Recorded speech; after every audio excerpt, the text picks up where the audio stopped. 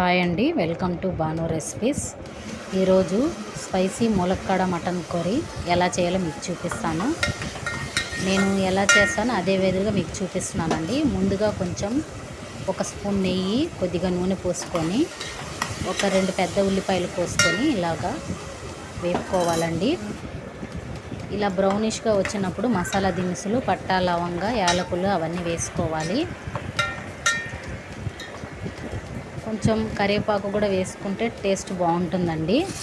నేనైతే 3 చిన్న టమాటాలు తీసుకున్నాను. అవన్నీ వేసుకొని బాగా ఇలాగా మెత్తపడేలాగా కలుపుకోవాలి. ఇలా దగ్గరికి వచ్చిన తర్వాత మనం ముందుగా కడిగి పెట్టుకున్న ములక్కాడను వేసుకోవాలండి.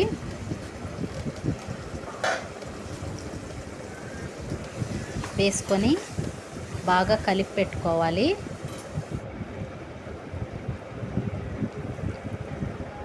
నేను 1.5 స్పూన్ కారం వేసుకున్నానండి. స్పైసీ అన్నాను కదా, మటన్ ఎప్పుడు స్పైసీగా ఉంటేనే బాగుంటుంది.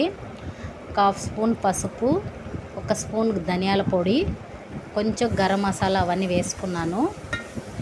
అవన్నీ వేసుకొని మనం ఒక అరగంట ముందు నానబెట్టుకున్న ఈ మటన్ని బాగా కడిగి శుభ్రం చేసి ఇందులో వేసుకోవాలండి. ఆ కర్రీలోకి, ఆ గ్రేవీలోకి బాగా వేసుకొని బాగా కలుపుకోవాలండి.